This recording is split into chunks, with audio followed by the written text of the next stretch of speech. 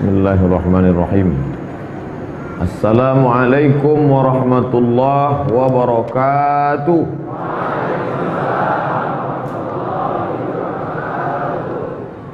Alhamdulillah bi ni'matihi tatimmus shalihat.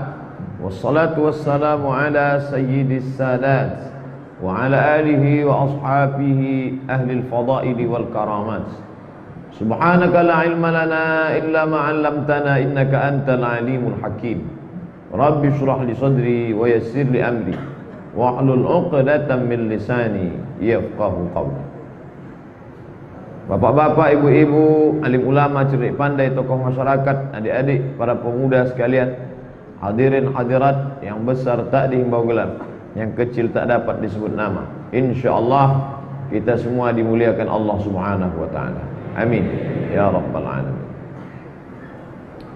Kajian hadis kitab Al-Arba'in An-Nawawiyah, masuklah sampai pada hadis yang ke-8.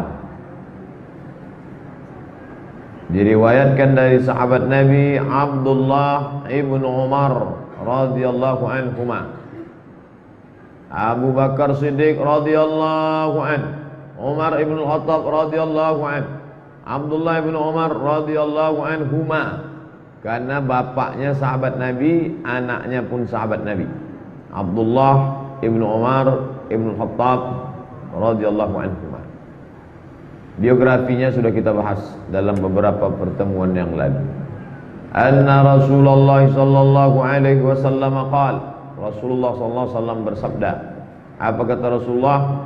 Umirtu, aku diperintahkan Allah, an uqatilan nasa, untuk, ini menterjemahkannya ngeri-ngeri sedap nih.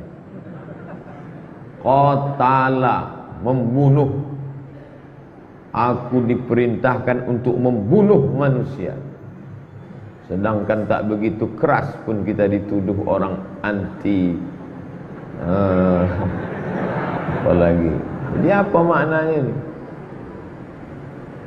Umirtu, aku diperintahkan an uqatilan nasa, untuk memerangi manusia. Maka ulama membahas, pertama, kaifa nata'amal ma'as sunnah, bagaimana berinteraksi dengan sunnah, hadis-hadis Nabi. Tidak boleh memahami satu hadis lalu menarik kesimpulan satu hukum, fatal.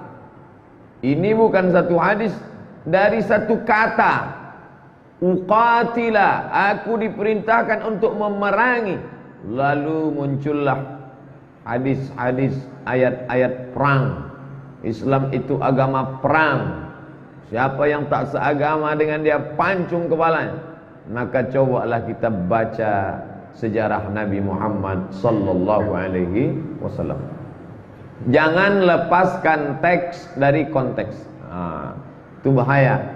Quran itu teks, hadis itu teks. Konteksnya bagaimana memahami kehidupan Nabi sallallahu alaihi wasallam 40 tahun sebelum jadi Nabi, 13 tahun di Makkah sesudah jadi Nabi, 10 tahun di kota Al-Madinah Al-Munawwarah sesudah hijrah. Itu mesti dipahami dan utuh dari berbagai aspeknya. Coba kita lihat selama Nabi di Makkah Al-Mukarramah, apa pernah Nabi mengajarkan, hai sahabat, bawa pisau, siapa yang kau ajak masuk Islam tak mau, potong lehernya? Tak ada. Setelah pindah ke Madinah, apa pernah Nabi sallallahu alaihi wasallam mengajarkan, hai orang Islam, hai Bani Tamim, hai orang Quraisy, itu ada 4 Yahudi, Bani Nadir, Bani Quraizah, Bani Qainuqa, Yahudi Khaybar, bunuh? Tak ada. Justru ketika Nabi pindah ke kota Al-Madinah Al-Munawwarah, yang pertama kali dibuat adalah Al-Mu'ahadah, perjanjian damai. Itulah yang diterjemahkan dengan istilah Piagam Madinah. Ada yang menyusunnya panjang sekali pasal-pasalnya, tapi yang sistematis 12 poin yang disusun oleh Syekh Safiur Rahman Al-Mubarakfuri dalam kitab Ar-Rahiq Al-Makhtum, sejarah Nabi. pemenang Nobel terbaik sejarah Nabi Muhammad sallallahu alaihi wasallam. Bapak Ibu yang sudah punya bukunya, alhamdulillah. Ustadz punya bahasa Indonesia ada, bahasa Arab ada. Yang bahasa Indonesianya saya beli 44.000. Sekarang mungkin harga sudah naik. Tapi yang jelas buku ini bagus sekali. Simple, sederhana, bahasanya mudah dicerna, datanya valid, dan dia pemenang Nobel. Ditulis bukan oleh orang Mesir dari Al-Azhar Kairo, bukan oleh orang alumni Al-Madinah Al-Munawwarah, Syekh Safiur Rahman Al-Mubarakfuri dari India.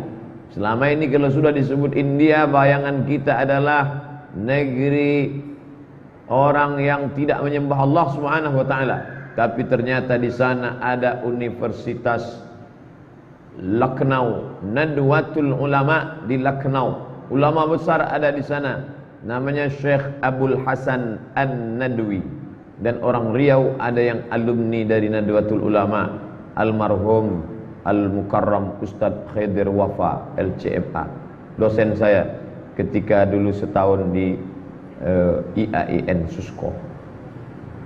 Jadi dari negeri ini ada banyak ulama, Zakaria Kandahlawi, Maulana Ilyas, kemudian ada pula di sana Deoban, ulama-ulama dari Deoban, kemudian ada pula Universitas Aligar, kemudian ada Nadwatul Ulama. Maka salah satu dari ulama ini menulis kitab hadis, kitab sejarah Nabi Muhammad SAW. Itulah dia Ar-Rahiq Al-Maktum, dan menang Nobel. Di situ dijelaskan dalam pasal-pasalnya, Nabi menghormati keberadaan Yahudi Bani Nadir, Yahudi Bani Quraizah, Yahudi Qainuqa. Lalu kenapa sekarang bisa tak ada di kota Madinah itu Pak Ustaz? Pengkhianatan. Sempat bertahan 2 tahun, masuk tahun ketiga. Akhirnya mereka berkhianat segala macam. Akhirnya mereka pindah. Tapi dulu mereka ada di sana. Makanya Presiden Israel Golda Meir pertama kali pindahlah mereka ramai-ramai ke Palestina tahun 1946 atas jasa Inggris. Apa kata Presiden Golda Meir dalam pidato kepresidenannya pertama kali? Aku mencium bau nenek moyangku di Al-Madinah Al-Munawwarah. Pak Ustadz punya bukunya, ada di rumah. Buku itu dulu diktat bacaan, ditulis oleh Syekh Dr. Fargallah dalam mata kuliah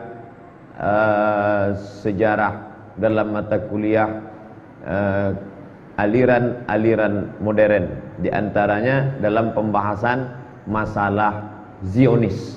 Jadi ada satu mata kuliah di Fakultas Usuluddin Al-Azhar Mesir membahas tentang satu khusus Zionis. Bapak Ibu yang dimuliakan Allah, hadirin hadirat, muslimin muslimat. Jadi memahami hadis ini harus utuh, jangan dipotong.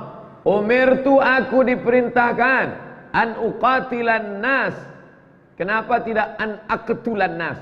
Kalau bunyinya aku diperintahkan untuk membunuh, tapi di sini dikatakan, digunakan kata qatala yuqatilu, artinya berperang terhadap orang yang sadda anil Islam, yang menghalangi. Makanya ada yang tidak menghalangi, modelnya seperti Abu Talib. Abu Talib tak Islam, tapi dia tak menghalangi Nabi. Sampai akhir hayatnya hidup damai bersama Nabi. Tapi yang menghalangi Islam, Abu Jahal, Abu Lahab.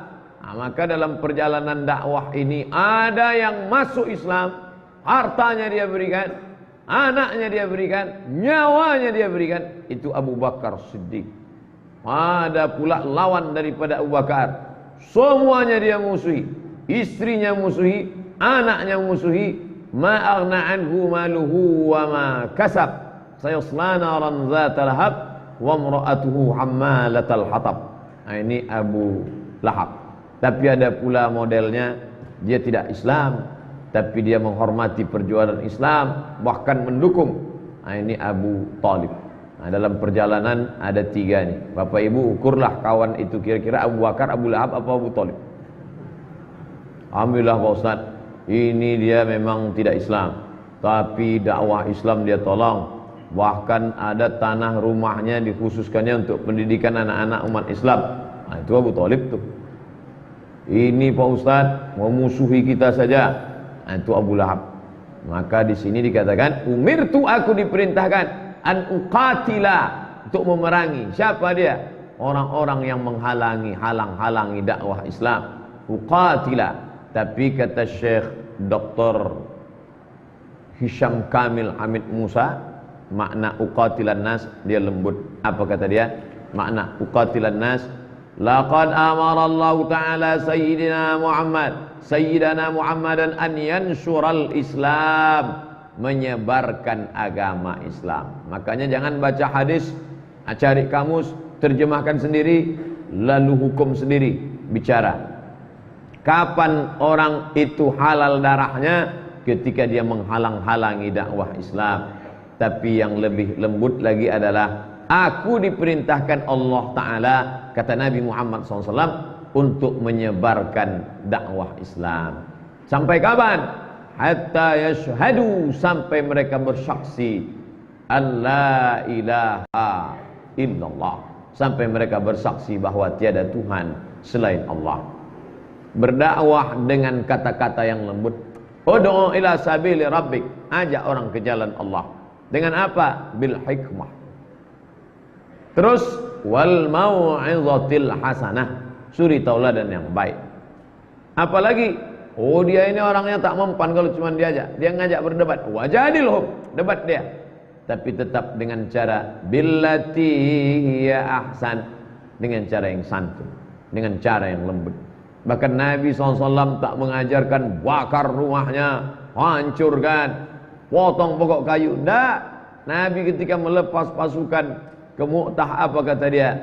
Satajiduna rijalan fis sawami', kalian nanti akan jumpa rijal, laki-laki, fis sawami', di gereja-gereja tua. Karena di negeri Syam itu Kristen Ortodok Maronit, sedangkan Mesir Ortodok Koptik. Kalian nanti jumpa dengan laki-laki yang tinggal di sana, maksudnya para pendeta. La ta'ridu lahum, jangan kalian ganggu, karena mereka bukan objek perang. Biarkan mereka beribadah di tempat mereka. La taqtulu sawiyan murdi'a, jangan bunuh anak kecil sedang menyusui. Wala syaikhan faniya, jangan bunuh orang tua renta. Wala taqtulunna, la taqta'unna syajaratan, jangan potong pokok kayu.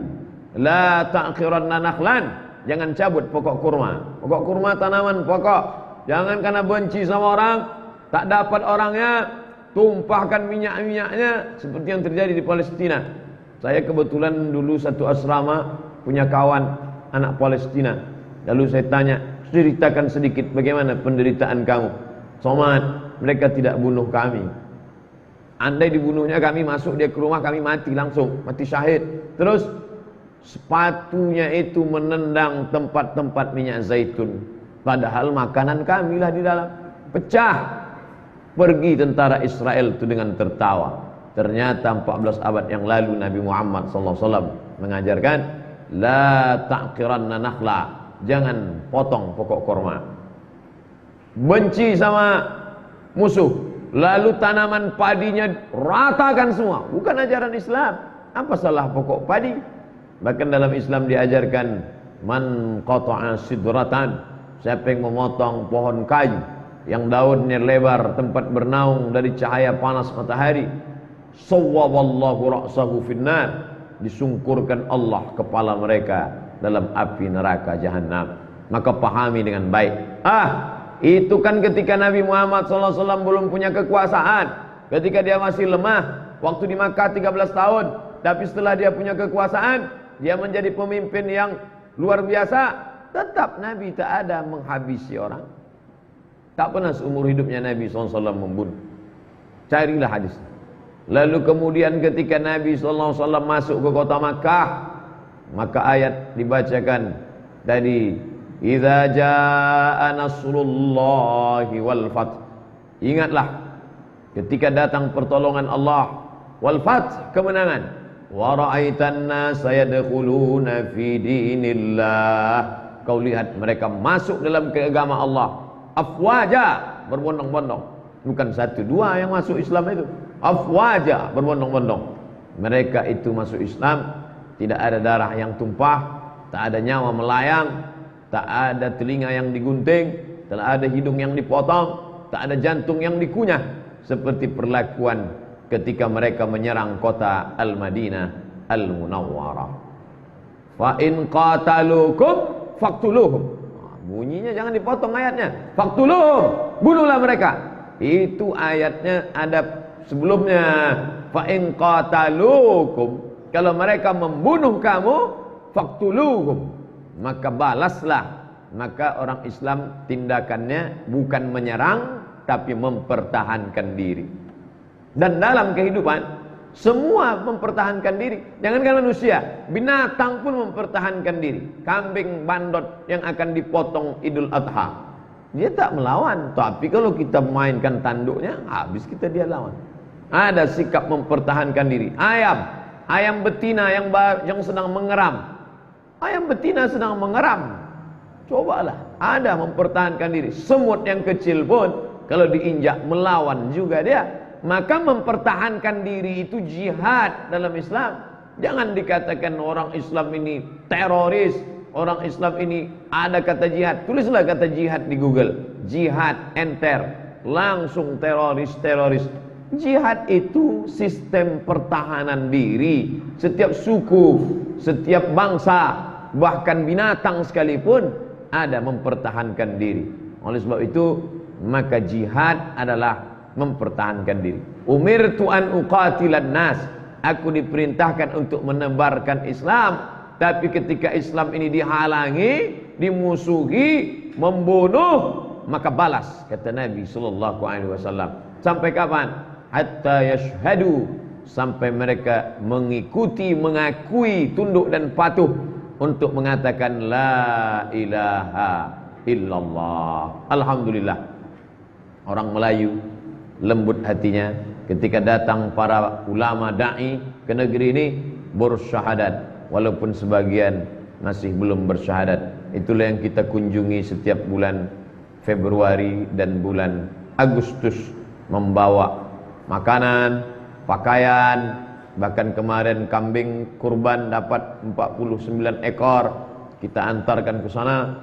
Lalu kemudian yang sudah masuk Islam memakan dagingnya, sekaligus yang belum Islam pun dapat sebagian, karena kambing kurban boleh dibagi kepada non muslim.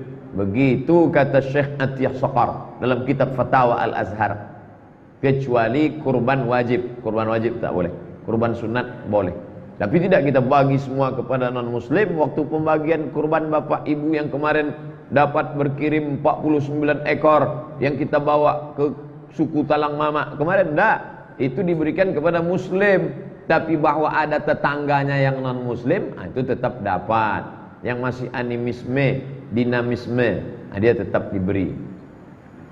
Dari mana Ustadz yakin bahwa kambing yang kemarin dipotong waktu Idul Adha paginya? Mahasiswa tinggal USM, UIN Suska mengajar.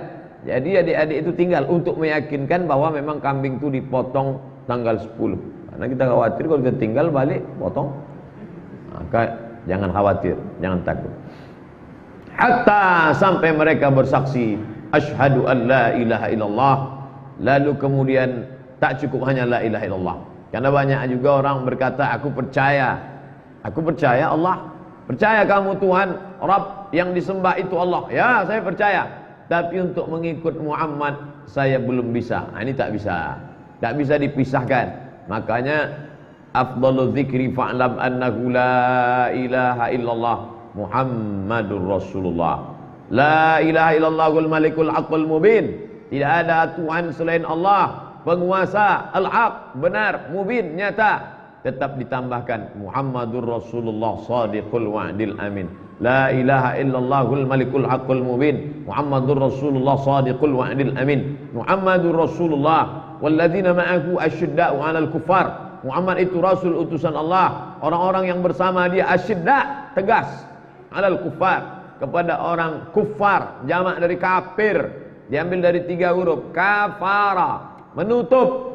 Kenapa disebut kafir? Karena menutupi nikmat Allah Subhanahu wa taala. Nikmat ini harus dinampakkan. Menampakkan nikmat syakar, menutupi nikmat kafara, kufur. Makanya kita disuruh menampakkan nikmat. La in syakartum, kalau kamu bersyukur, kamu nampakkan nikmat, la azidannakum. Sehat kita, tampakkan nikmat sehat. Mana bukti menampakkan nikmat sehat? Datang solat ke masjid. Itu menunjukkan kita sehat. Jadi kalau ada kawan tetangga tak ke masjid, itu sakit.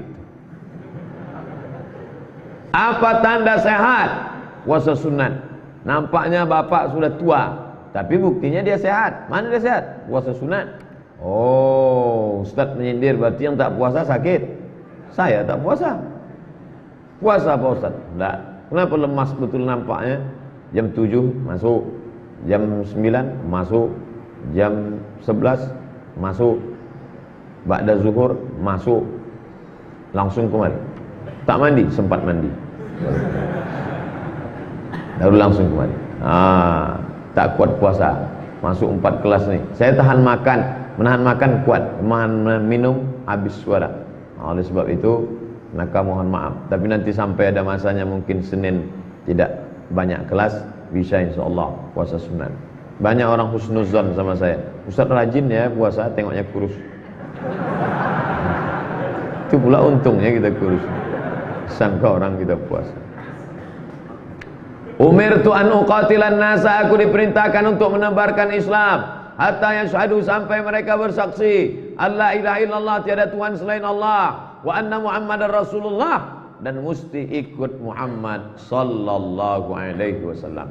Kami percaya sama Allah, kata dia, tapi kalau untuk ikut Muhammad kami tak mau. Tak bisa.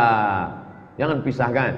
Qul, katakan, in kuntum tuhibbunallah, kalau kalian memang ikut Allah, cinta sama Allah, fattabi'uni, ikuti aku, ikuti Muhammad sallallahu alaihi wasallam. Wa man yabtaghi ghairal islami dina, siapa yang mencari agama selain Muhammad, selain Islam, falai yuqbala minhu, maka dia tidak akan diterima. Wa huwa fil akhirati minal khasirin, di akhirat termasuk orang-orang yang rugi. Makanya kalau ada kawan, sahabat, baik dia, sopan, nyumbang masjid, menyantuni anak yatim, kita mau selamatkan, pandanglah dengan pandangan kasih sayang, bukan pandangan kebencian, bukan pandangan kemarahan. Aku kasihan sama orang ini harus kuselamatkan ini. Bagaimana cara menyelamatkannya? Sebutkan passwordnya, asyhadu an la ilaha illallah wa asyhadu anna Muhammadan Rasulullah. Masalah batinnya di dalam, nahnu nahkumu bizzawahir, kita melihat zahir. Batinnya, wallahu yatawallas sarair, Allah Subhanahu wa taala yang mengutus, mengatur sarair, rahasia yang ada dalam hati manusia. Nampak kita dia bersyahadat, kita tak perlu curiga-curiga. Tu kemarin yang di Masjid An-Nur bersyahadat tu nampaknya karena mau nikah sama perempuan aja tu Pak Ustaz. Dia udah dapat 2, syahadat dapat, perempuan tu dapat, kita suuzon, apa pun tak dapat. Itu disebut orang dosa kering aja tu. Ternyata dosa ini ada yang kering, ada yang basah. Nah, oleh sebab itu kita husnuzon aja. Kalau kita ragu nampaknya dia mencele-mencele, maka dibuatlah mu'allab center. Center itu artinya pusat mu'allab. Ketuanya Dr. Zulkarnain Umar. Doktor ketua mu'allab, bukan tanggung-tanggung. Maka ikut. Dulu orang sudah bersyahadat, kasih kain sarung, tak kemana dia pergi. Nanti pas dekat-dekat mau pembagian zakat fitrah, baru datang balik. Sekarang dah, kita harus kontrol. Kerjanya di mana? Tinggalnya sama bapak siapa? Gimana keadaannya sekarang? Apakah sholat masih terus? Sudah pandai kan baca Quran? Ini guna mualaf center di bawah pengurusan Masjid An-Nur, Masjid Raya An-Nur. Bapak Ibu yang dimuliakan Allah Subhanahu wa taala, kenapa mesti ikut Muhammad sallallahu alaihi wasallam? Karena Nabi Isa sendiri berkata, apa kata Nabi Isa? ya'ti min ba'di ismuhu Ahmad. Akan datang nanti sesudah aku Nabi terakhir, namanya Ahmad. Tuh, kalau gitu bukan Muhammad Pak Ustadz, nama dia juga itu. Dia Muhammad, dia Ahmad, dia Al-Fatih, dia Al-Khatim, dia Al-Hashir, dia Al-Hami, dia Al-Aqib, dia Yasin, dia Toha, dia Muhammad sallallahu alaihi wasallam, dia Abul Qasim. Itu nama dia yang banyak. Maka kata Nabi Isa, nanti di akhir zaman akan datang sesudah aku bernama Ahmad, dialah Muhammad sallallahu alaihi wasallam. Alladzina atainahumul kitab, mereka yang kami beri Alkitab, Taurat, Yahudi, Injil, Nasrani. Ya'rifunahu kama ya'rifuna abana'ahum. Mereka mengenal Muhammad seperti mereka mengenal anak kandung mereka sendiri. Makanya ketika Nabi sampai di kota Al-Madinah Al-Munawwarah, datanglah seorang laki-laki namanya Husain. Dia mau menengok, karena sebelumnya dia belum pernah menjumpai Nabi di Makkah. Dia dengar kabar saja bahwa ada Nabi di Jazirah Arab tinggalnya di Makkah. Ini ciri-cirinya. Maka dia mau perhatikan, betul tak ini Nabi asli atau Nabi kawin. Maka dia perhatikan dari jauh. Dia lihat ciri-cirinya, tak salah lagi. Inilah dia. Dia pun datang menjumpai Nabi sallallahu alaihi wasallam. Dia pun bersyahadat, asyhadu an la ilaha illallah wa asyhadu anna Muhammadan Rasulullah. Lalu setelah dia masuk Islam, orang Islam bertanya, Abdullah, nama dia Abdullah bin Salam. Abdullah, ya. Dalam Al-Quran dikatakan alladzina atainahumul kitaba ya'rifunahu kama ya'rifuna abna'ahum.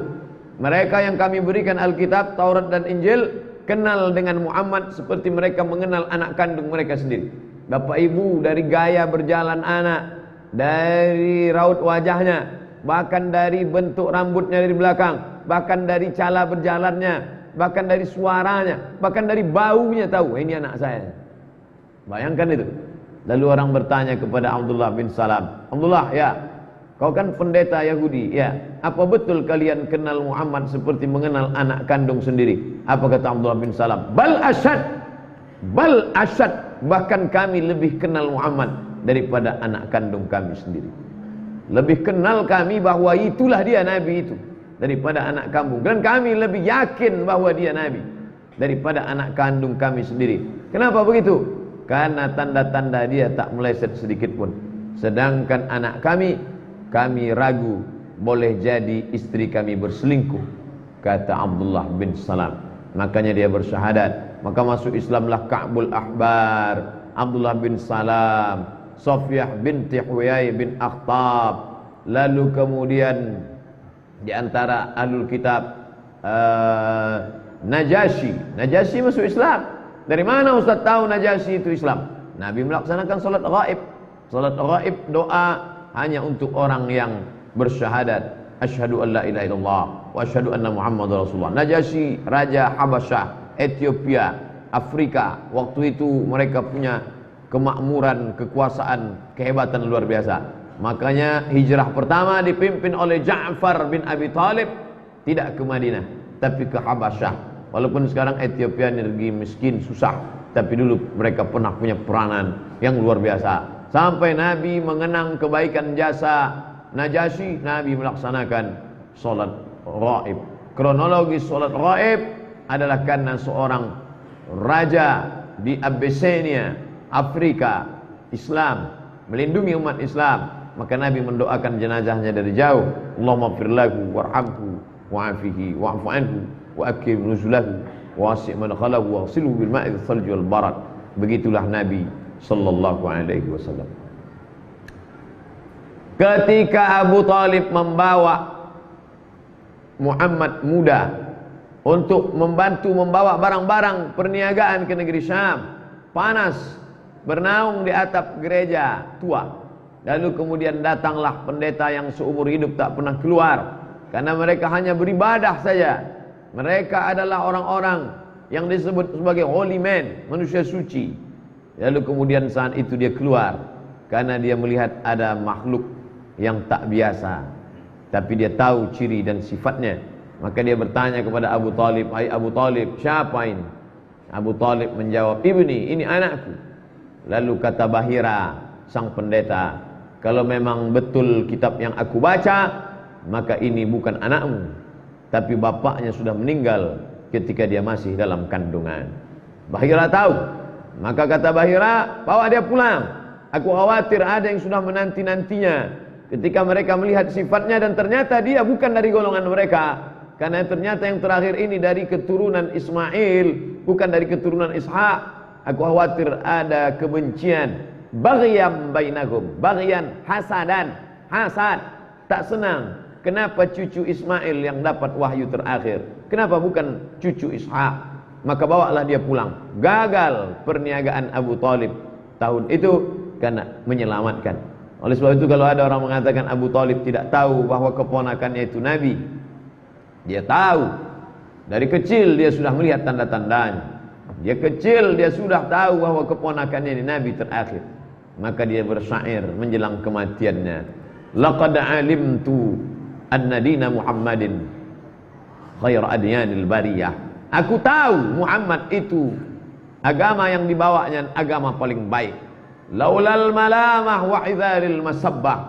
Kalaulah bukan karena takut dicaci maki, takut disumpah serapah, tak tahan telingaku mendengarnya. Lawajadtani samhan lidzalika dini mubayyina. Pastilah kau dapati aku termasuk orang yang menerima agamanya mubayyina, secara terang dan nyata. Makanya ada penulis-penulis barat itu sikapnya sama macam perjuangan Nabi dulu. Ada yang masuk Islam, Martin Lings masuk Islam, Rene Zeno masuk Islam, merubah namanya menjadi Abdul Ahad. Lalu kemudian yang menerjemahkan Quran dalam bahasa Inggris, Pictol Marmadok masuk Islam. Tapi ada pula yang baik kepada Islam, memuji-muji Islam, tapi tak masuk Islam. Philip Kahiti puji-puji Islam. Karen Armstrong yang menulis sejarah Tuhan, memuji Islam, tapi tak masuk Islam. Begitu juga dengan Annie Marie Schimmel, memuji-muji Islam, tapi ketika ditanya Islam, dia hanya senyum saja. Begitu juga dengan Michael H. Hart yang menulis 100 ranking influential person in history, 100 tokoh dunia yang dibuat nomor 1 Muhammad sallallahu alaihi wasallam, tapi dia tak masuk Islam. Ini gengnya Abu Talib. Bapak Ibu yang dimuliakan Allah. Begitu juga dalam persahabatan, pertemanan kita, ada yang banyak membela, memperjuangkan hak-hak muslim, tapi mereka berat karena takut diejek, dicaci maki, dibuli, disumpah serapah dan lain sebagainya. Tapi ada yang bertahan. La yakhafuna fillah laumata laim. Mereka tak pernah takut caci maki, sumpah serapah siapapun, karena ada yang lebih besar, yaitu iman kepada Allah Subhanahu wa taala.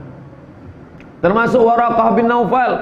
Waraqah bin Naufal ketika datang Khadijah bertanya, "Wahai Waraqah, apa agaknya yang datang menemui suamiku malam tadi sampai dia turun menggigil kedinginan, aku selimuti dia. Ya ayyuhal muzammil, hai orang berselimut. Ya ayyuhal muddaththir, wahai orang yang berselimut." Kata Waraqah, itulah yang dulu pernah datang kepada Musa, pernah datang kepada Isa, dan sekarang dia datang kepada suamimu, karena suamimu adalah nabi yang terakhir utusan Allah. Demi Allah, la akhrajuhu, mereka akan mengusir dia. Nanti penduduk kampung ini akan mengusir dia, wahai Khadijah. Kalau aku hidup saat dia diusir, aku orang pertama yang akan menolong dia. Waraqah bin Naufal tahu dari ciri dan sifatnya bahwa dialah nabi terakhir yang diutus Allah Subhanahu wa taala. Seandainya aku hidup nanti saat dia diusir, aku orang pertama yang akan menolong dia. Tapi apalah daya, ketika Nabi diusir 13 tahun sesudah itu, Waraqah bin Naufal sudah meninggal, tapi niat dia sampai. Innamal a'malu binniyat. Waraqah bin Naufal niatnya sampai. Najasyi perbuatannya sampai. Lalu kemudian Abu Talib perbuatannya baik. Lalu kemudian orang-orang yang bersama Nabi Muhammad sallallahu alaihi wasallam. Sudah masuk waktu Isya. Lalu kemudian orang-orang Yahudi dulu kalau berperang, mereka bertawassul kepada Allah, minta. Apa kata mereka? Ya Allah, berkat Nabi terakhir yang akan datang, tolonglah kami menang melawan suku Bani Ghatafan. Orang Arab kuat, nama sukunya Bani Ghatafan. Mau perang orang Yahudi melawan Bani Ghatafan, gentar mereka, takut kalah. Maka satu-satunya cara adalah bertawassul dengan Nabi terakhir. Ya Allah, kami bertawassul kepada Engkau. Kalau memang betullah hebat kedudukan Nabi terakhir itu nanti, tolong menangkan kami. Perang mereka menang. Turunlah ayat bercerita tentang kemenangan. Wa kanu min qablu yastaftihuna 'alal ladzina kafaru. Sebelum Muhammad lahir, setiap kali mau perang, mereka minta kepada Allah, berkat Nabi terakhir tolong kabulkan doa kami. Falamma ja'ahum ma 'arafu. Tapi anehnya, ketika yang mereka sebut-sebut itu datang, ketika yang mereka kenal itu datang, falamma ja'ahum ma 'arafu kafaru bih. Mereka ingkar, mereka tak percaya. Kenapa mereka mengingkarinya setelah dia datang? Sebelum datang mereka percaya, setelah datang mereka malah tak percaya. Hasadan, hasad, iri, dengki. Kenapa dari cucu cicit keturunan Ismail, Muhammad, anak Abdullah, anak Abdul Muttalib, anak Hashim, anak Abdi Manaf, keturunan cucu cicit Lu'ay, Fihr, Kilab, keturunan daripada Adnan, keturunan daripada Ismail, anak kandung Ibrahim alaihissalam. Hanya beda dua jalur saja. Mereka berat menerima Muhammad sallallahu alaihi wasallam. Tapi kita di Pekanbaru ini, berapa jarak kita dengan Nabi sallallahu alaihi wasallam, kita tak pernah mempermasalahkannya. Kita tak pernah minta kenapa dia orang Arab, kenapa dia Quraisy, kenapa bukan dari golongan kami. Semuanya kita menerima. Menerima itu bahasa Arabnya syahadah. Jadi bukan bersaksi dengan mata, mana Tuhan itu, mana Nabi itu lihat dengan mata. Karena dipahaminya syahadat, syahida, bersaksi. Maka makna bersaksi, kata Syekh Dr. Hisham Kamil Hamid Musa, apa kata beliau makna bersaksi di situ? Bersaksi adalah mengikuti, tunduk, patuh, percaya kepada hukum Allah dan apa yang dibawa oleh Muhammad sallallahu alaihi wasallam. Saya percaya sama Allah Pak Ustaz, tapi masalah menutup aurat yang disuruh Nabi saya tak bisa terima. Tak bisa begitu. Saya percaya sama Allah Pak Ustaz, tapi kalau untuk ikut aturan syariat Nabi Muhammad tak bisa. Karena dia sepaket. Tak bisa main potong-potong, comot-comot. Mana yang enak ambil, mana yang senang mudah ambil. Tapi giliran yang terasa sulit campakkan. Maka terimalah Islam secara utuh. Ya ayyuhalladzina amanu, hai orang beriman, udkhulu fis silmi. Masuklah kamu kepada ajaran Islam yang dibawa Muhammad sallallahu alaihi wasallam kafah, secara utuh dan sempurna. Tapi sampai hari ini apa yang terjadi? Di negeri Syam yang pernah jadi ibu kota Bani Umayyah, Syam, Suriah, masih ada orang Kristen. Di Lebanon masih ada, di Palestina masih ada, di Mesir masih ada. Membuktikan, menunjukkan bahwa Islam itu datang rahmatan lil alamin. Seandainya seperti yang digambarkan, yang diejekkan, yang dikarikaturkan, bahwa ketika Nabi Muhammad datang hancurkan semua, paksa, maka tak ada tersisa.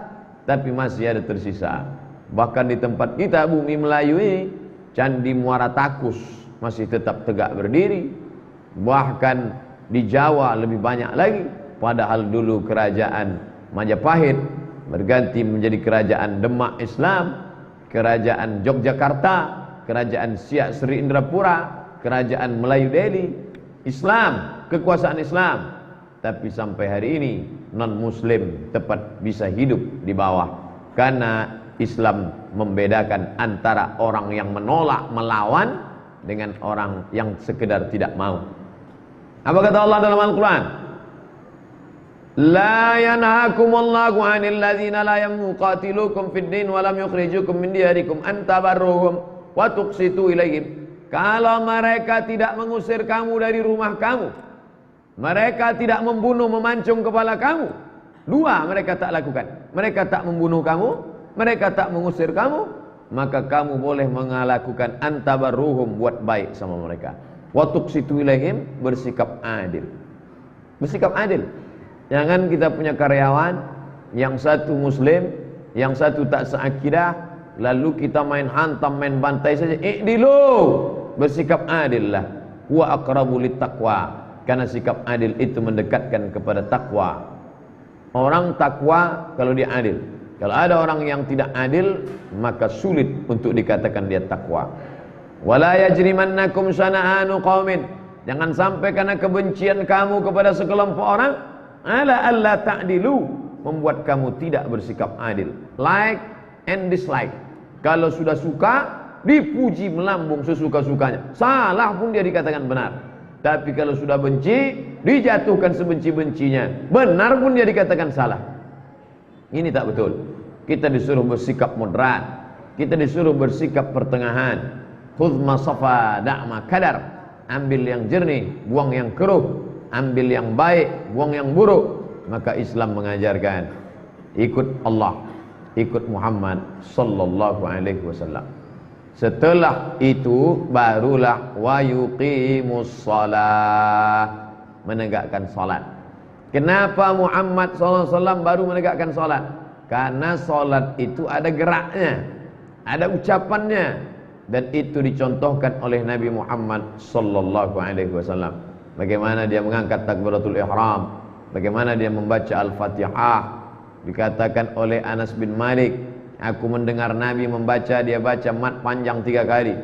Bismillahirrahmanirrahim. Itu Anas bin Malik mendengar dengan telinganya. Bagaimana kita salat, bagaimana menghadap kiblat, bagaimana tawaf, bagaimana sa'i, maka mengikut Muhammad sallallahu alaihi wasallam. Man ahdatha, siapa yang membuat amal, ma laisa alaihi amruna, yang tidak aku berikan tuntunan bimbingannya, fahuwa raddun. Hadis riwayat Aisyah radhiyallahu anha. Fahuwa raddun, maka amalnya itu mardud, tak diterima Allah. Dibuat-buatnya amal, dia sangka dengan itu dia mendekatkan diri pada Allah dan dapat pahala. Contohnya mana? Nanti kalau anak saya ini lulus, saya akan jalan kaki dari Jalan Sudirman ke Seberantas Panam. Itu bukan ibadah. Lalu apa namanya? Menyiksa diri. Tak ada disuruh Allah Subhanahu wa taala. Nanti kalau berhasil anak saya ini selamat dia, maka saya akan tegak di tanah lapang sampai bercucuran keringat dari jam 8 pagi sampai jam 8 malam. Itu tidak ada pahalanya, karena tak pernah dicontohkan Nabi sallallahu alaihi wasallam. Maka berbuatlah amal. Perbuatan itu apakah mesti dilakukan Nabi? Tak. Selama ada dalil yang memayunginya, walaupun tak dibuat oleh Nabi, maka perbuatan itu boleh dilaksanakan. Makanya Abdullah Ibn Umar pulang dia ke rumah dari berdagang berniaga, dia tak langsung masuk rumah, singgah dia di makam Nabi sallallahu alaihi wasallam. Dia ucapkan salam, assalamualaikum ya Rasulullah, assalamualaikum ya Habiballah, assalamualaikum ya khaira khalqillah. Itu yang kita ikuti, mengucapkan salam depan makam Nabi. Tak pernah Nabi mengatakan nanti kalau aku mati datanglah kamu ucapkan salam. Tapi perbuatan itu dilakukan oleh sahabat Nabi. Begitu juga dengan Abdurrahman ibnu Auf, ketika dia mau pulang ke rumah, dia bacakan untuk ketenangan keselamatan penghuni rumah, dibacakannya ayat kursi di sudut rumah. Bapak ibu nanti pulang ke rumah, bacakan ayat kursi di 4 sudut rumah. Allahu la ilaha illa huwal hayyul qayyum la ta'khudhuhu sinatun wa la nawmun lahu ma fis samawati wa ma fil ardh man dhal ladzi yashfa'u 'indahu illa bi idhnihi ya'lamu ma bayna aydihim wa ma khalfahum wa la yuhituna bi syai'in min 'ilmihi illa bima syaa' wasi'a kursiyyuhu samawati wal ardh wa la ya'uduhu hifdhuhuma wa huwal 'aliyyul 'azim. Baca sudut kanan, sudut kiri, belakang kanan, belakang kiri. Itu tidak ada dilakukan Nabi. Tak disyaratkan mesti Nabi melakukannya, enggak. Tapi perbuatan itu baik dan masih dipayungi oleh dalil yang bersifat am, umum, tidak ada dalil khusus. Begitu juga dengan Imam Ibnu Taimiyah, habis sholat subuh dia tak keluar masjid, dia membaca Al-Fatihah dari sejak sholat subuh sampai terbit matahari. Dia baca Al-Fatihah, mendongak dia ke atas kepala sambil membaca Al-Fatihah sampai terbit matahari. Setelah itu barulah sholat sunat Isyraq 2 rakaat. Tak pernah dilakukan Nabi. Tak pernah Nabi mengatakan, hai orang beriman, nanti kamu habis sholat subuh bacalah Al-Fatihah sampai terbit matahari. Bahwa kita disuruh di masjid, ada. Man shalla subha fi jama'atin, siapa yang salat subuh berjamaah, thumma qa'ada yadhkurullah, duduk berzikir dengan Allah, hatta tatlua asy-syams, sampai terbit matahari. Memang ada, tapi membaca Al-Fatihah secara terus-menerus tak ada. Setelah orang bersyahadat, mengakui tak ada Tuhan selain Allah, Muhammad itu Rasul Allah, barulah dia yuqimus shalah, salat. Karena tak mungkin orang bisa salat kalau tidak meyakini Muhammad. Tidak mungkin dia menjalin hubungan dengan Allah kalau tidak mengikut cara Muhammad. Maka Muhammad adalah jalan menuju Allah Subhanahu wa ta'ala. Setelah itu barulah dia mengeluarkan zakat. Lalu dalam hadis ini tidak seperti yang kita bahas kemarin, salat, zakat, puasa, haji. Di sini kenapa haji tak masuk? Mengapa puasa tak ada? Yang ada cuma salat sama zakat. Makanya tidak bisa mengambil hukum dari satu hadis. Kumpulkan semua hadis, barulah tarik satu kesimpulan. Ini bercerita tentang wakil ibadah. Ibadah yang pertama ibadah hati, tak nampak dalam perbuatan. Itulah keyakinan, mengakui Allah sebagai Rabb, mengakui Muhammad sebagai Nabi. Itu ibadah hati, tak nampak dia. Saya tak bisa menengok dalam hati bapa ibu, percaya tak sama Allah, percaya tak sama Nabi Muhammad. Innal kalama la fil fuadi. Kalam tu letaknya di dalam hati. Wa innama ju'ilal lisan, diucapkan di lidah. Maka ibadah yang pertama ibadah hati. Yauma la yanfa'u malun wala banun. Hari itu tak ada guna harta, tak ada guna anak, illa man atallaha biqalbin salim, kecuali orang yang datang menghadap Allah membawa hati yang salim. Hati yang salim, hati yang selamat. Hati yang selamat, hati yang diisi dengan asyhadu an la ilaha illallah wa asyhadu anna muhammadan rasulullah. Kalau sudah ada kucing, maka tikus akan lari. Maka kalau sudah ada zikir, maka setan akan pergi.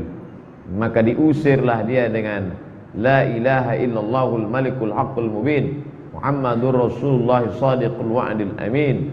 Dibaca afdhalu dzikri fa'lam annahu la ilaha illallah, diisi dengan memperbanyak selawat. Tak ada angin, tak ada hujan, susah saja hati, gundah gulana, kacau balau. Bagaimana cara mengusirnya? Allahumma salli ala sayyidina Muhammad wa ala ali Muhammad, dengan penuh keyakinan. Man shalla alayya salatan, berselawat kamu satu kali, sallallahu alaihi biha asyra, Allah balas 10 kebaikan. Wa huttat anhu asyara sayyi'at, ditutupi 10 kesalahan. Wa rufi'at lahu asyara darajat, dinaikkan 10 tingkatan kemuliaan. Yang kedua, amal badan. Allahu akbar. Bismillahirrahmanirrahim. Alhamdulillahi rabbil alamin. Amal badan, amal tangan, amal mata, amal telinga, amal lidah. Mata menghadap tempat sujud, dada menghadap arah kiblat, letak posisi tangan riwayat pertama ke telinga, yang kedua ke bahu, suara keluar menggelegar. Ar-Rahman 'allamal Qur'an, khalaqal insan. Nah, ini amal badan. Badan yang beramal, hati kosong, hampa, tak bernilai. Sama macam jasad tak ada roh, kulitnya saja. Mana mau orang dikasih kulit pisang, mana mau orang dikasih baju, tak ada fisik jasadnya. Tapi tak pula bisa dibalik. Kau kenapa tak solat? Yang penting hati aja solat. Solat batin cukup. Nah, ini tak bisa, karena seimbang antara zahir dan batin. Amal hati, yakin, iman, takwa. At-taqwa hahuna, kata Nabi. Di sini letak takwa itu. Tapi juga mesti ada amal badan.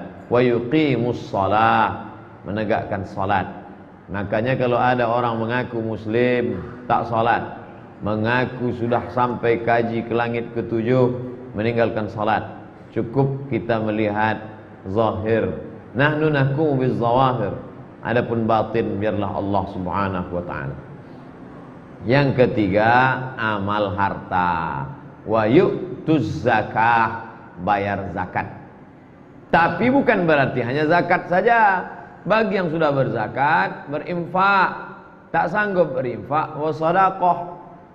Berinfak itu harta. Wa anfiqu min thayyibati ma kasabtum. Wa anfiqu, kalau sudah disebut infak, harta. Berinfak semen, berinfak lampu, berinfak keramik, berinfak kain, infak. Zakat, infak, sedekah. Yang tak bisa mengasih harta, kasihlah sedekah. Likulli sulama minkum sedekah.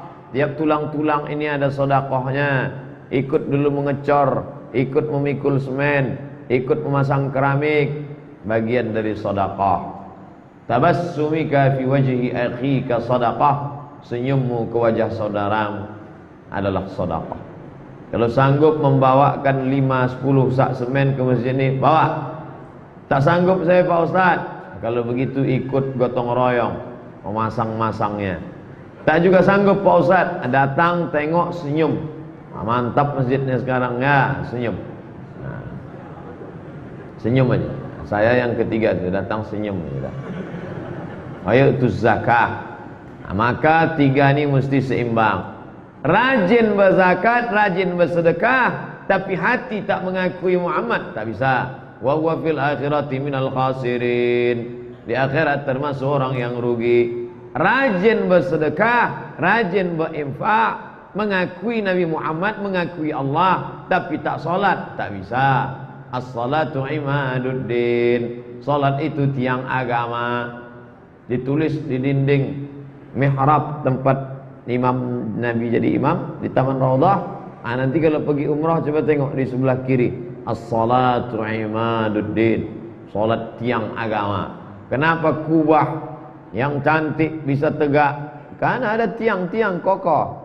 Andai tiang ini tumbang, na'udzubillah, habislah dia. Oleh sebab itu maka lengkaplah dalam hadis ini syahadat tak ada Tuhan selain Allah, Muhammad Rasulullah. Setelah itu amal badan salat, setelah itu amal harta. Ini wakil-wakilnya jadi disebutkan. Amal badan apa cuma tawaf itu amal badan, sa'i dari Safa ke Marwah amal badan, melontar jumrah amal badan, bergotong royong amal badan, mengangkatkan barang orang amal badan, meletakkan tangga supaya orang bisa naik ke atas amal badan, memasakkan amal badan, membesarkan anak amal badan. Tapi pula ada amal harta, zakat, wakaf, infak, sedekah, wasiat, hibah. Nah, ini amal harta. Tapi cukuplah di situ wakil-wakilnya saja. Itu namanya al-juz'u 'alal kulli. Disebutkan sebagian untuk mewakili secara keseluruhan. Fa idza fa'alu dzalik, kalau mereka sudah melakukan ini, asamu, tiga, sudah bersyahadat dia tiada Tuhan selain Allah, Muhammad Rasulullah, jangan dipisah.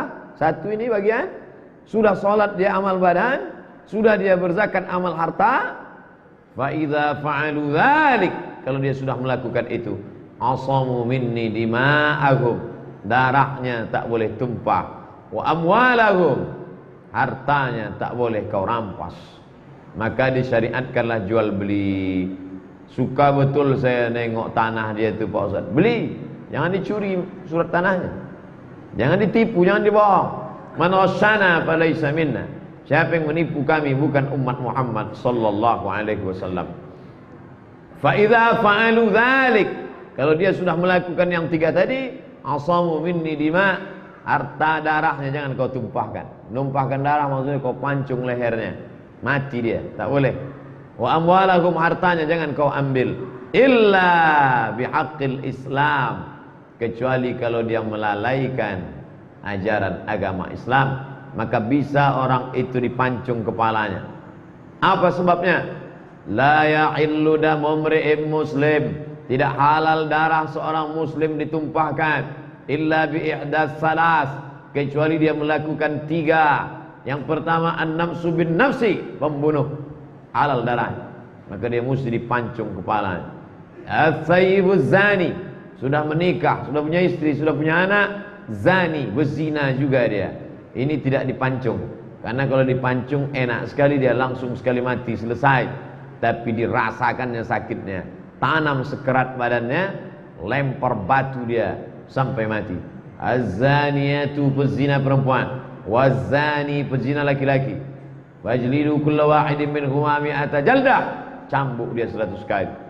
Tapi kalau sudah menikah, asy-syaikhu wasy-syaikhatu, laki-laki yang sudah menikah, perempuan sudah menikah, idza zanaya, kalau dia melakukan zina juga, farjumuhumal battah, rajam, lempar batu sampai mati.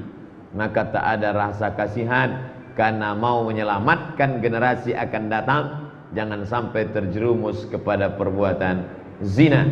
Yang menyebabkan darah orang tumpah halal, yang pertama karena membunuh, yang kedua karena berzina, yang ketiga murtad at-tariku lidinihi, orang yang meninggalkan agama, al-mufariqu lil jamaah, memisahkan diri dari jamaah, seperti kambing yang melepaskan diri dari gerombolannya, dia akan diterkam serigala. Maka pengkhianat di dalam agama apapun, dalam organisasi apapun, di dalam keluarga manapun, kalau sudah pengkhianat, maka dia dilayak untuk dihukum. Ustaz Somad, ini keluarga kami, tak gimana ceritanya dia murtad, suami saya melarang menerima dia di rumah kami. Apakah betul tindakan suami saya itu, Pak Ustaz? Saya katakan, tindakan dia itu tidak betul. Yang betulnya mestinya dipancung kepalanya, yang cocok sama dia. Karena at-tariku lidinihi al-mufariqu lil jamaah, pengkhianat, merusak. Berapa banyak orang rusak gara-gara orang murtad ini. Oleh sebab itu maka dalam Islam hukumnya jelas. Jadi kalau kami tak bisa melakukan apa-apa, gimana? Man ra'a minkum munkaran falyughayyirhu biyadihi, dengan tangan. Katakan sama dia, andai ada pemerintahan Islam, sudah habis kepala kau ini dipotong. Tapi karena tak ada, maka kami dengan lidah mesti kembali ke jalan yang benar. Andai dengan lidah pun tak mampu, wa biqalbih, dengan hati. Aku tak sanggup menghukum kau, berkata kasar pun aku tak sanggup, karena aku bukannya orangnya kasar. Maka jangan ku tengok muka kau lagi sini. Daripada nanti terpengaruh anak-anakku, maka out dari sini. Kita tak benci sama orangnya, benci sama perbuatannya. Seandainya dia kembali, maka kita sambut dia, marhaba. Hati kami lapang menerima kau datang, ahlan wa sahlan. Kau datang sebagai ahlan keluarga, sahlan, semua urusanmu dimudahkan Allah. Illa bihaqqil Islam. Makanya ikhtilaf, berselisih paham antara Umar dengan Abu Bakar. Kata Abu Bakar, orang yang tidak membayar zakat itu kuperangi dia, kupancung kepalanya, kata Abu Bakar. Umar tak setuju.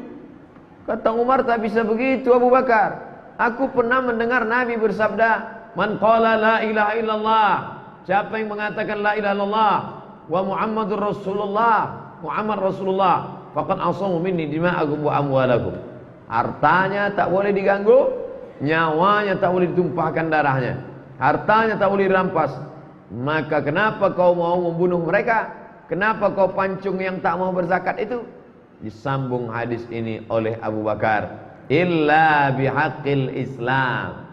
Orang yang mengucapkan la ilaha illallah Muhammadur Rasulullah, maka dia wajib bihaqqil Islam, melaksanakan hak kewajibannya. Tidak dipaksa lari pagi. Tak ada paksaan untuk lari. Tak ada paksaan untuk lari pagi. Anak Irma tak dipaksa lari pagi. Anak FSRMM tak dipaksa lari pagi. Anak Fodamara tak dipaksa lari pagi. Tapi kalau sudah ikut tentara, wajib lari pagi. Maka kalau tak mau lari pagi, jangan masuk. Apa hubungannya Pak Ustaz? Nah, memang kalau kurang cairan payah nangkap. Tidak ada paksaan untuk sholat, tidak ada paksaan untuk berzakat. Tapi kalau sudah masuk Islam, wajib sholat, wajib berzakat. Ah, kalau gitu aku murtad aja lah Pak Ustaz. Wajib pula apa cuma. Oleh sebab itu maka yang tua-tua tak sholat itu dari awal itu udah salah setting itu.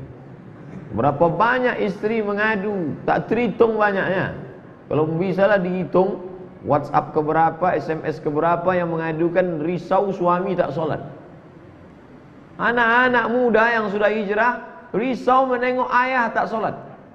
Calon menantu hampir saya batalkan nih Pak Ustaz. Kalau bukanlah karena tak bisa berpindah ke lain hati, entahlah. Menengok mertua aku nih, mertua tak sholat, kan parah itu. Oleh sebab itu maka illa bihaqqil Islam, melaksanakan ajaran agama Islam konsisten, sesuai antara mulut.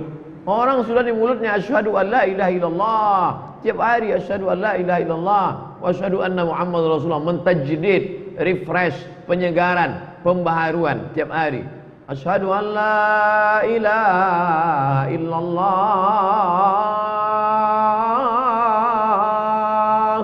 2 kali diulang.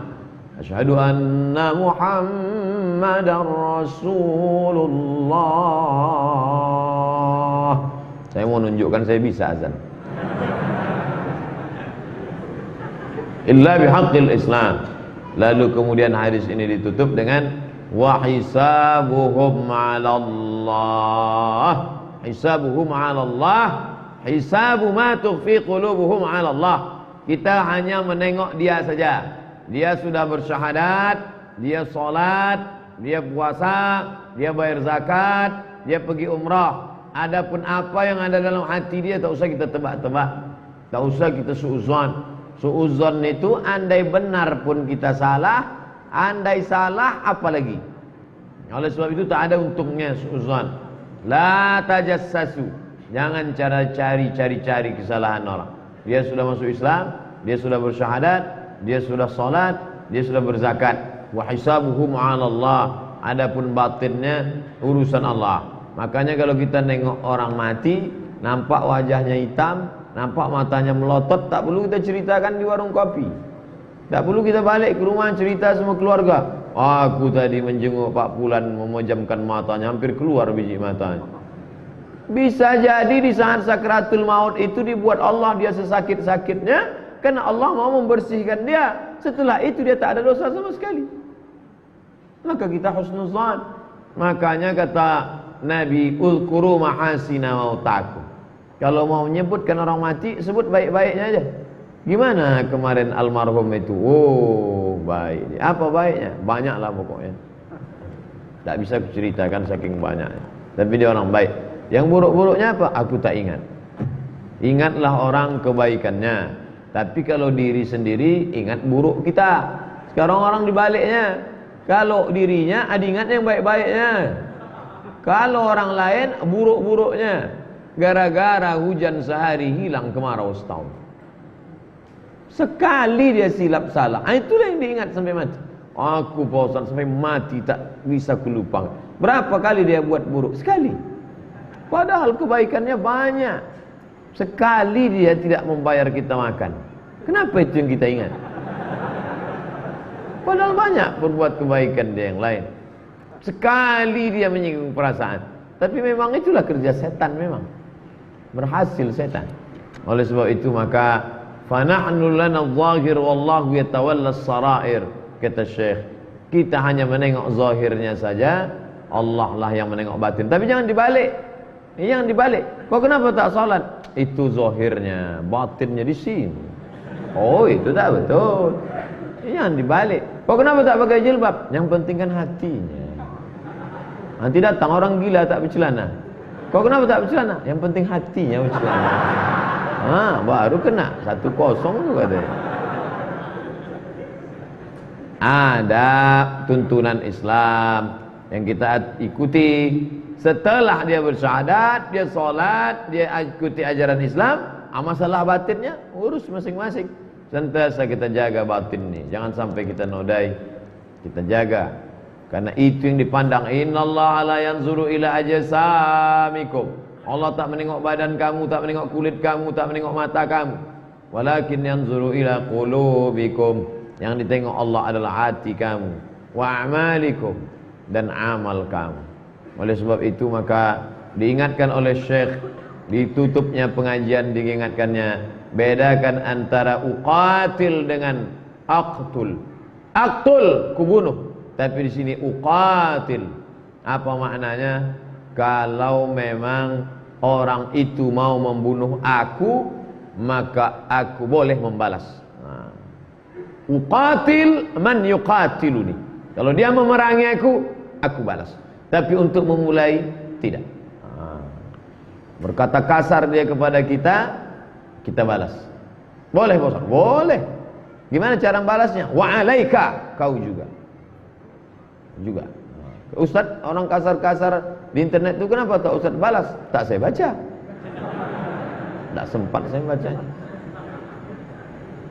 Lam yarid anna ghazwata Uhud anna ghazwatan wahidan min 27 ghazwah fi asr Nabi kanat i'tidaan wa udwanan.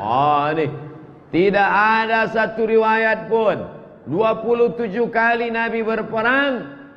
27 kali peperangan, tidak ada satu pun dimulai dari umat Islam. Halaman 38 Kitab Al-Arba'in An-Nawawiyah, Tuhfatul Kiram, Syarah Arba'in fi Mabail Islam wa Qawaidul Ahkam, Dr. Hisham Kamil. Tidak ada, kata dia, yang diawali umat Islam. Semuanya adalah mempertahankan diri. Islam, orang beriman seperti lebah. Untuk mengganggu orang, tidak. Tapi dia jangan diganggu. Kalau dia sudah diganggu sekali, sarang dia buat tinggi di kayu tualang. Belum pernah lebah membuat sarang di pokok toge.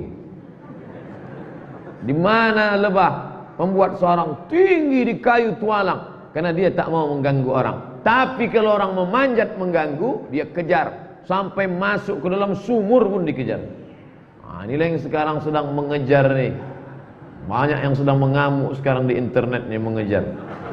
Ini tawon cyber namanya. Hati-hati, waspadalah. Balit tarikh yashhadu annaha kanat difa'an 'anil nafsi wad din. Saksi sejarah bersaksi bahwa peperangan Nabi dan sahabat itu difa'an minan nafs, difa'an 'anil nafs, menjaga kehormatan, menjaga nyawa, menjaga anak, wad din, dan menjaga agama. Bahkan dalam salah satu bukunya Syekh Muhammad Al-Ghazali, guru Syekh Qardawi, menulis, Kristen Ortodok Koptik Mesir berterima kasih kepada Islam karena sebelum Islam datang mereka tertindas, setelah Islam datang justru mereka bebas. Karena sebelumnya mereka ditindas oleh Romawi Katolik, sedangkan Mesir Koptik, berbeda mazhab mereka itu antara Katolik dengan Koptik. Katolik menekan Koptik. Ini yang ngomong bukan saya, yang ngomong Syekh Muhammad Al-Ghazali. Ceritanya Al-Masihiyyah wal Islam fi Misra, cerita tentang Masehi dan Islam di Mesir. Bahkan ketika Inggris nongkrong di Mesir, Inggris dengan alasan kami menjaga saudara kami yang Koptik, karena Koptik minoritas, nanti takut disiksa orang Islam, kata Inggris. Apa yang dilakukan orang Koptik? Naik pendeta Koptik di atas di atas mimbar Al-Azhar menyampaikan orasi. Apa kata dia? Kalaulah Inggris berada di Mesir hanya untuk menjaga kami, silakan kami mati di tangan saudara kami yang muslim. Allahu Akbar. Orang Koptik tidak mau Inggris menjajah Mesir dengan alasan menjaga minoritas. Kami sudah lama terjaga dengan keberadaan kami bersama saudara kami muslim. Itu ditulis oleh Syekh Muhammad Al-Ghazali. Begitulah Islam.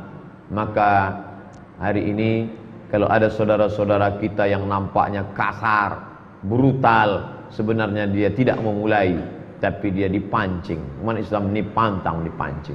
Dan yang memancing ini pula disangkanya ikan pantau. Tak tahu dia ikan paus ternyata. Setelah tengoknya paus barulah minta maaf, tanda tangan 6.000, modal 6.000 aja. Sama macam serba 6.000, modal materai aja. Hati-hati yang punya materai 6.000 mau minta maaf itu.